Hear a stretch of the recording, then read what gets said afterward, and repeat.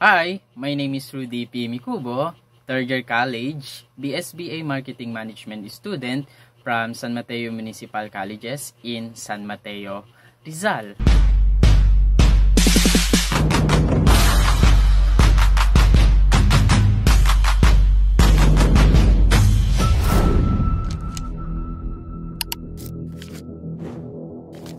And I'm here to discuss all about integrated communication.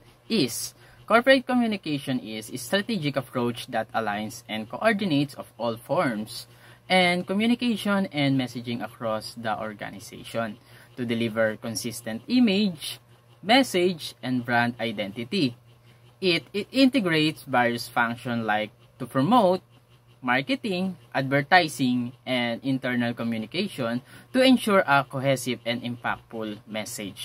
There are three key steps or aspects to maintain a corporate communication by using advertising, by using promote, internal communication, and digital presence. Example, by advertising, they're using TV to show ads, and sometimes by using social media to using ad companies that they have successful implemented ICC strategic. One notable example is the Coca-Cola, which is using ICC to promote its brand and product consistently across the various channels, including advertising to promote. Through ICC or integrated communication, organization can achieve consistently coordination and alignment in their communication efforts, leading to improved brand reputation, increased customer engagement, and better employee alignment. By the end of this presentation, you need to understand the benefits of ICC and how it can help organizations achieve their goals.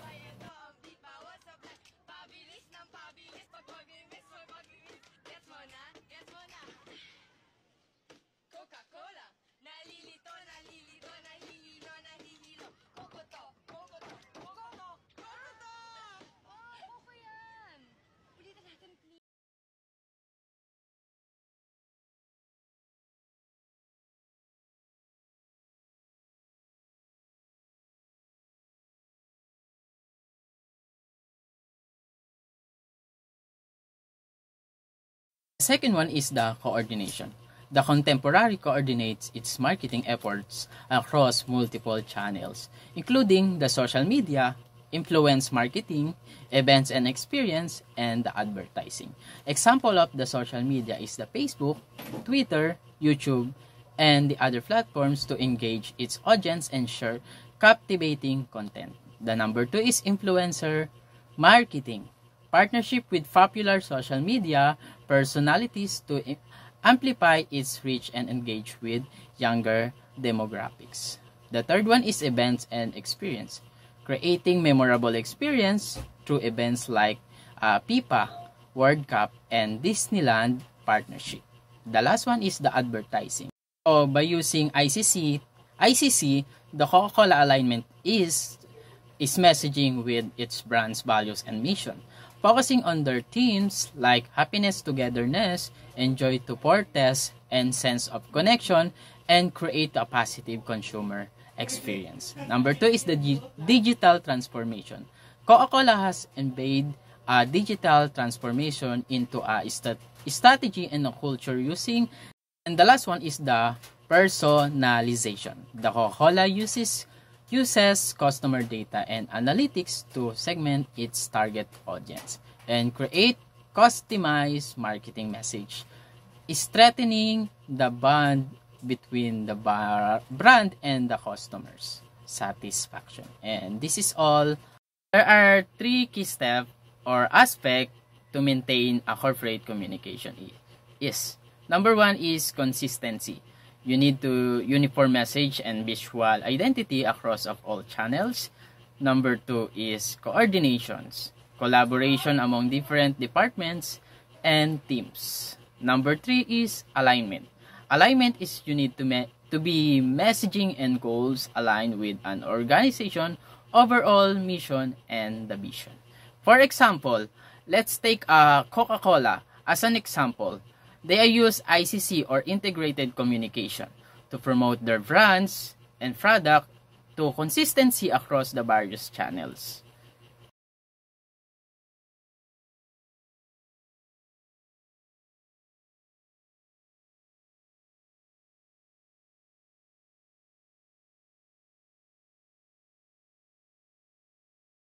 There are three key steps or aspects to maintain a corporate communication. Number one is consistency. You need to uniform message and visual identity across of all channels. Number two is coordinations, collaboration among different departments and teams. Number three is alignment. Alignment is you need to be messaging and goals aligned with an organization overall mission and the vision. For example, let's take a Coca-Cola. And this is the Coca-Cola using integrated corporate communication to promote their brands by using advertising, by using promote, internal communication, and digital presence.